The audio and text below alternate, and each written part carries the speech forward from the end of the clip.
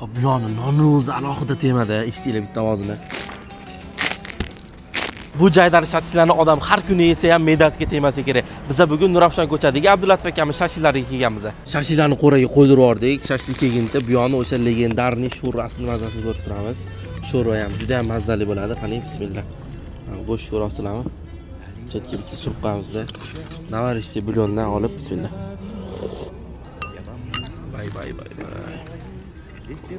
Shashlilarimiz kelguncha qarsildoq non, suzma, achichu va sho'rva bilan qorinni aldab turdik. Va oradan ko'p o'tmasdan biz kutgan shashlilarimiz ham yetib keldi. Do'stlar, mana shashlilarimiz yetib keldi. Bu yoqda 4 xil shashlikni uchratasiz.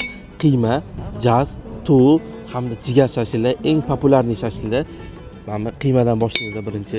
Juda ham sochli bo'ladi bu qiyma. Hozir ko'rsataman suvini sizlarga chiqib ketishini. Menimcha ortiqcha izohga umuman hojat qolmadi. Menga bo'lsa yoqimli ishtaha bismillah.